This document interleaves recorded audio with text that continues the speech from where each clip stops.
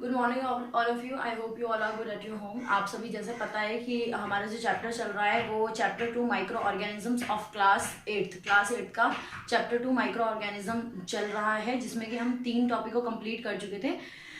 Variety of classification of micro organism के अंदर हमने 5 प्रकार के माइक्रो ऑर्गेनिज्म में 3 प्रकार के माइक्रो ऑर्गेनिज्म की कैटेगरी को कंप्लीट कर लिया था, जो था फंजाई, एल्गी एंड बैक्टीरिया। ये तीनों कंटेन कंप्लीट हो चुके थे। तो नेक्स्ट है हमारा प्रोटोजोआ। प्रोटोजोआ के बारे में आज हम जानेंगे। तो प्रोटोजोआ, सबसे पहले ध्यान रखना है, प्रोटोजोआ एक सिंगल सेल यानी यूनिसेलर ऑर्गेनिज्म होता है।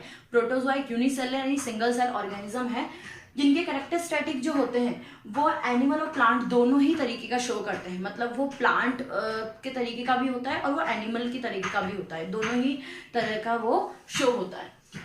यूनिसेलर होता है, ध्यान रखना है। मोड ऑफ न्यूट्रिशन, उनके न्यूट्रिशन गेन करने का वे कौन कौन सा होता है, उनके न्यूट्रिशन किस किस प्रकार से वो गेन करते हैं। एक है आपका फोटोसिंथेसिस, पैरासाइटिक और सेप्रोफाइटिक। फोटोसिंथेसिस जैसे प्लांट अपना न्यूट्रिशन गेन करते हैं, मैं आपको कई बार बता चुकी हूँ फोटोसिंथेसिस की प्रोसेस, जिसमें वो खाना बनाते हैं, जो प्रिपरेशन ऑफ फूड वो करते हैं, वो प्रोसेस को फोटोसिंथेसिस कहा जाता है। इसमें वो पैरासाइटिक भी कई बार क्लियर किया है, एक बार और बता देती हूँ। पैरासाइटिक वो होता है जो दूसरे के शरीर में रहकर अपने न्यूट्रिशन को गेन करते हैं, वो पैरासाइटिक मोड कहलाता है। नेक्स्ट है आपका सेप्रोफाइटिक वो होता है जो सड़े गले मित्र जीव को, सड़े गले पदार्थ को खाते हैं, वो मोड को सेप्रोफाइटिक मोड कहा जाता है। तो ये इन 3 प्रकार से वो अपने न्यूट्रिशन को गेन करते हैं।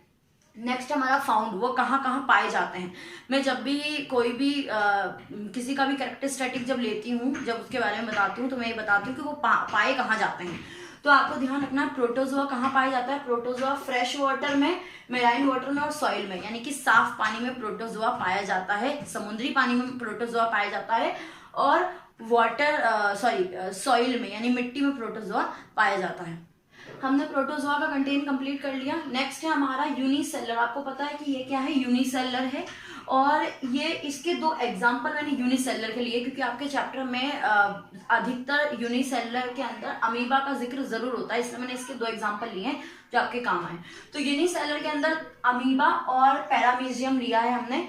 तो अमीबा का पहले हम कंटेंट को क्लियर कर लेते हैं। अमीबा एक सिंपलेस्ट प्रोटोजोन है, सिंपलेस्ट प्रोटोजोन कहा जाता है इसको। ये इरेगुलर शेप में होता है, यानी इसका कोई वेल डिफाइंड स्ट्रक्चर नहीं होता, इरेगुलर स्ट्रक्चर होता है। जैसे कि आपको ये नजर आ रहा है, इरेगुलर स्ट्रक्चर है, स्ट्रक्चर इसका सही प्रकार का नहीं होता, इरेगुलर होता है। ये मूवमेंट करने के लिए सूडोपोडिया का इस्तेमाल करता है। ये मूवमेंट करने के लिए यानी चलने फिरने के लिए किसका इस्तेमाल करता है, सूडोपोडिया का इस्तेमाल करता है। अब आप सोचो कि सूडोपोडिया क्या है।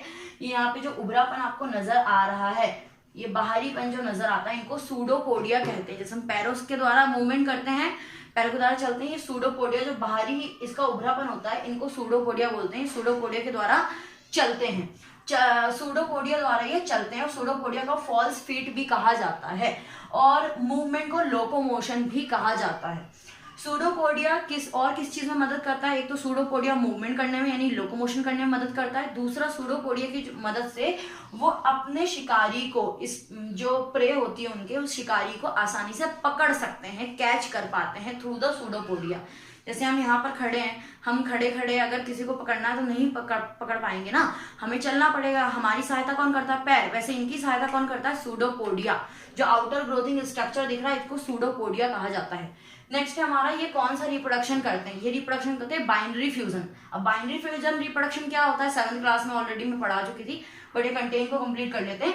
जिसमें एक सिंगल सेल से ग्रोथ करते अपने ही शरीर को 2 हिस्सों में टुकड़े हो जाते हैं और वो डॉटर सेल बन जाती है, वो बाइनरी फ्यूजन रिप्रोडक्शन कहलाता है। अब कैसे होता है, ये सबसे पहले तो असेक्सुअल रिप्रोडक्शन कहलाएगा, क्योंकि ये सिंगल सेल अपने ही द्वारा उत्पन्न कर रहा है, तो इसीलिए ये असेक्सुअल रिप्रोडक्शन कहलाएगा, और सिर्फ सिंगल सेल ही इसको कर सकते हैं।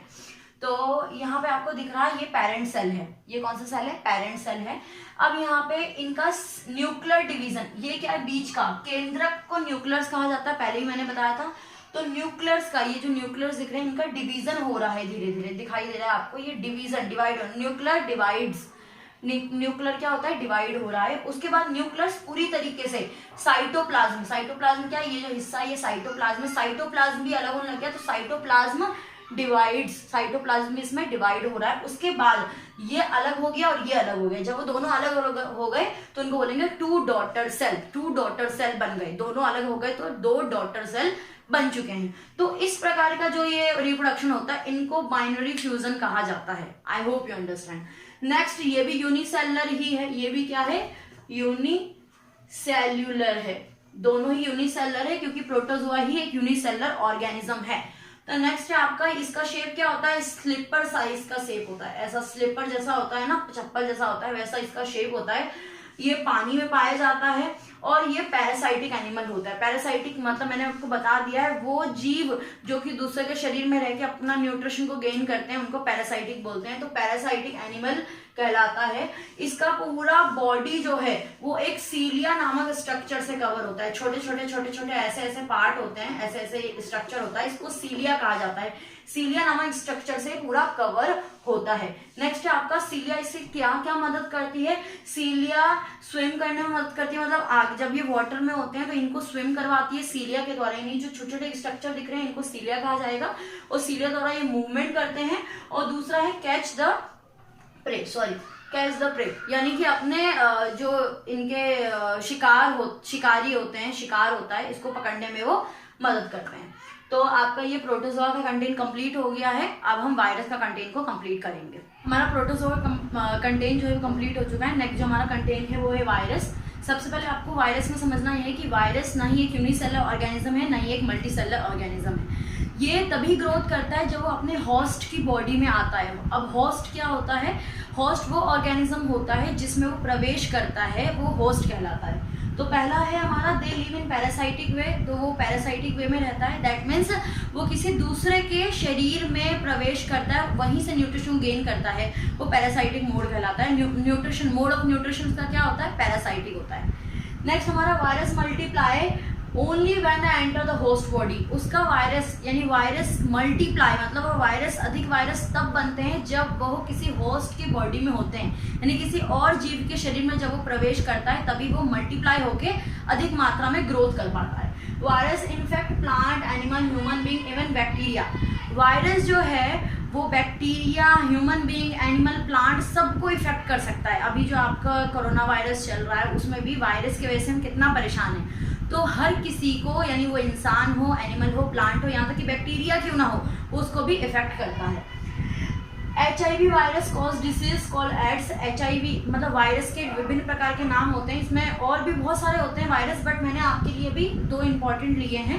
तो HIV वायरस जो है, HIV वायरस होने से एड्स जैसी बीमारियां हो सकती है। इन प्लांट, अगर प्लांट की बात करें तो ह्यूमन बीइंग की बात हो गई, तो प्लांट की अगर हम बात करें तो प्लांट के अंदर तंबाकू प्लांट में, तंबाकू का यानी कि तंबाकू जिसको हिंदी में कहा जाता है, तंबाकू प्लांट के अंदर वो तंबाकू मोसिस वायरस के द्वारा ग्रसित हो सकता है। यानी कि अगर तंबाकू प्लांट के अंदर उसको तंबाकू मोसिक वायरस लग जाता है, तंबाकू मोसिक वायरस अगर लग जाता है तो वो तंबाकू प्लांट जो है वो खराब हो सकता है, तो वायरस के द्वारा वो खराब हो सकता है। नेक्स्ट हमारा ह्यूमन डिसीज, ये वायरस के अलग पार्ट है, ये वायरस का बस इतना ही था। नेक्स्ट जो है हमारा विभिन्न प्रकार के जो डिसीजेस है जो वायरस बैक्टीरिया के द्वारा हमें होते हैं उनके बारे में जिक्र किया है। तो यहाँ पे ह्यूमन डिसीज है, ये सारे डिसीज आपने कभी ना कभी जरूर सुने होंगे किसी ना किसी के मुंह से। तो पहला ट्यूबरक्लोसिस, जिसको टीबी भी कहा जाता है, टीबी की बीमारी सुनी होगी। Cholera, typhoid, Meselson, chicken pox, polio, hepatitis A और मलेरिया, ये सारी बीमारियों के नाम हैं। अब ये सारी बीमारियां कौन कौन से माइक्रो ऑर्गेनिज्म के द्वारा हमारे शरीर में लगती है, ऐसे कौन से माइक्रो ऑर्गेनिज्म होते हैं जिनके वजह से हमें बीमारियां लगती है, तो ध्यान से सुनना है। और यहाँ पर आपका ट्रांसमिशन कैसे होता है, अगर ये बीमारी अगर किसी को है तो हम तक कैसे पहुंच जाएगी, किसके द्वारा पहुंचेगी, और उसको रोकने के लिए हमें क्या करना चाहिए, ये टेबल में आपको क्लियर करवा देती हूँ। नेक्स्ट पहला है हमारा ट्यूबरक्लोसिस यानी टीबी की बीमारी। वो किसके द्वारा लगती है, बैक्टीरिया के द्वारा हमें टीबी की बीमारी जो है वो लगती है। और वो कैसे प्रवेश करती है हमारे शरीर में, थ्रू द एयर प्रवेश करती है। और इसके लिए इसको रोकने पे करना क्या चाहिए, आइसोलेशन करना चाहिए, वैक्सीनेशन, इंजेक्शन लगवाया जाता है, आइसोलेशन पे रखा जाता है। आइसोलेशन क्या है, ऐसी व्यवस्था बनाए रखना जिसमें सिर्फ और सिर्फ पेशेंट को ही उसमें प्रवेश किया जाए और पेशेंट के लिए अलग रूम को तैयार कर देना, वो आइसोलेशन कहलाता है। उसका हर एक सामान, हर एक चीज़ को अलग कर देना, वो आइसोलेशन कहलाता है। क्लोरा और टाइफाइड की अगर हम बात करें तो वो दोनों ही बीमारियां बैक्टीरिया द्वारा लगती है। क्लोरा भी बैक्टीरिया द्वारा लगती है और टाइफाइड भी बैक्टीरिया द्वारा लगता है। और ये फैलता कैसे है, ये हमारे शरीर में प्रवेश कैसे करता है, ये वायरस हमारे शरीर तक कैसे आता है? थ्रू द वाटर, पानी के द्वारा ये वायरस आ सकता है, ये बैक्टीरिया पानी के द्वारा हमारे शरीर में प्रवेश कर सकता है और खाने के द्वारा कर सकता है और पानी के द्वारा। मतलब कोलेरा की अगर बात करें तो वो वाटर के द्वारा, टाइफाइड की बात करें तो फूड और वाटर दोनों के द्वारा वो प्रवेश कर सकता है। इसके लिए करना चाहिए, हाइजीन मेंटेन करके रखना चाहिए, यानी जितनी ज़्यादा साफ सफाई रखोगे उतना ज़्यादा आप इससे सुरक्षित रहोगे। मीसल्स की बात करें, चिकन पॉक्स की बात करें, दोनों ही वायरस द्वारा लगते हैं। चिकन पॉक्स और मीसल्स दोनों ही वायरस द्वारा प्रवेश करते हैं, यानी वायरस द्वारा हमारे शरीर में लगते हैं। और ट्रांसमिशन की अगर बात करें तो ये ट्रांसमिशन कैसे होता है इनका, यानी कैसे हमारे शरीर तक ये पहुंचते हैं? थ्रू द एयर और through the air contact. Next हमारा इनके लिए आपका प्रिवेंशन क्या करना चाहिए, यानी इसकी रोकथाम के लिए क्या करना चाहिए? आइसोलेशन और वैक्सीनेशन, यानी कि आइसोलेशन कंटेन में रहना चाहिए और वैक्सीनेशन इंजेक्शंस इसके लगवाते रहना चाहिए।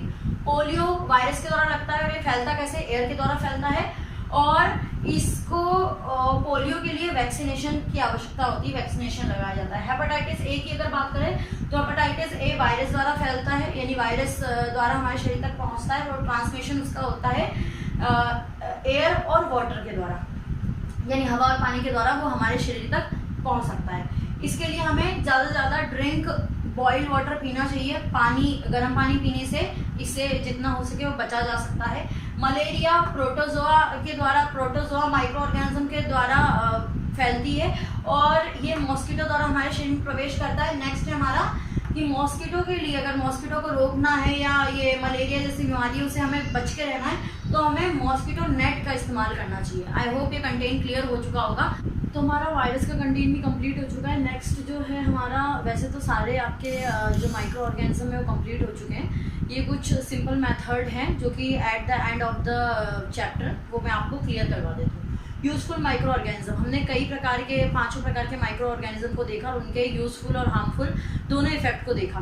लेकिन सारे ही माइक्रो ऑर्गेनिज्म किस किस काम में आते हैं वो हम एक साथ क्लियर कर लेते हैं। एंटीबायोटिक बनाने में, वैक्सीन बनाने में, अल्कोहल बनाने में, वाइन बनाने में और इंक्रीज सॉइल फर्टिलिटी, यानी कि फर्टिलाइजर बनाने में इस्तेमाल किए जाते हैं। मतलब माइक्रो ऑर्गेनिज्म का इस्तेमाल ह्यूज ऑफ थिंग्स में इस्तेमाल किया जाता है जो कि बहुत बेनिफिशियल है हमारे लिए, अच्छे कामों के लिए इस्तेमाल किया जाता है।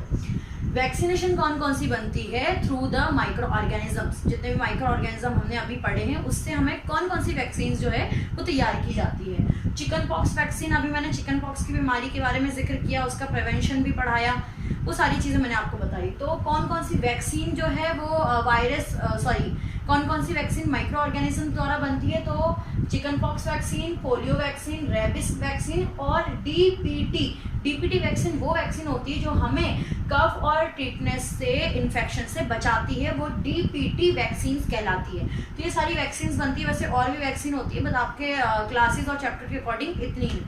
नेक्स्ट है आपका फूड प्रिवेंशन, यानी कि फूड में फूड को सुरक्षित रखने के लिए किस किस चीज़ का, यानी कि उसमें माइक्रो ऑर्गेनिज्म ना लगे या वो खाना खराब ना हो, तो हमें ऐसे कौन कौन से मेथड का इस्तेमाल करना चाहिए जिससे आपका खाना सुरक्षित रहे। तो पहला है ड्राइंग, जितना हो सके खाने को सूखा रखें। अगर गीला रखेंगे तो वो उसमें माइक्रो ऑर्गेनिज्म लग सकते हैं और वो खराब हो सकता है। शुगर द्वारा भी माइक्रो ऑर्गेनिजम्स की जो ग्रोथ है उसको रोका जा सकता है। शुगर क्या करता है? आपके खाने को प्रिवेंट करता है। नेक्स्ट आपका सॉल्ट भी कई हद तक माइक्रो ऑर्गेनिजम्स को जो है वो दूर रखता है या माइक्रो ऑर्गेनिजम्स के द्वारा खाना खराब होने से उसकी सुरक्षा करता है। नेक्स्ट है आपका रेफ्रिजरेशन क्या होता है? आप खाने को जितना भी दूध, सब्जी जो कुछ भी लाते हैं आप रेफ्रिजरेटर में डालते हैं, यानी कि अपने फ्रीज में डालते हैं। क्यों डालते हैं? क्योंकि आपको पता है कि अगर उसको लंबे समय तक हमें उस दूध का या आपके सब्जियों का या किसी भी चीज़ का हमें इस्तेमाल करना है, खाने योग्य रखना है, तो उसको फ्रीज में रखने से वो साफ रहेगा और उसमें बैक्टीरिया नहीं लगेंगे या वो ख़राब नहीं होगा, तो हम फ्रीज का इस्तेमाल करते हैं। नेक्स्ट है आपका बॉइलिंग द्वारा भी काफ़ी समय तक बॉइलिंग द्वारा काफ़ी समय तक माइक्रो ऑर्गेनिज्म को मारा जा सकता है, जो आपके खाने को नुकसानदायक होते हैं उनका खात्मा किया जा सकता है थ्रू द बॉइलिंग। तो इसके द्वारा आपका ये चैप्टर जो है पूरा कंप्लीट होता है। आई होप कि आपको ये तीनों पार्ट आपने देखे होंगे और तीनों पार्ट आपको समझ में आए होंगे। आपका 8th क्लास का सेकंड चैप्टर जिसका नाम था माइक्रो ऑर्गेनिजम्स वो अब कंप्लीट हो चुका है। तीनों वीडियो अगर नहीं देखी तो तीनों वीडियो आप देखें। Have a good day.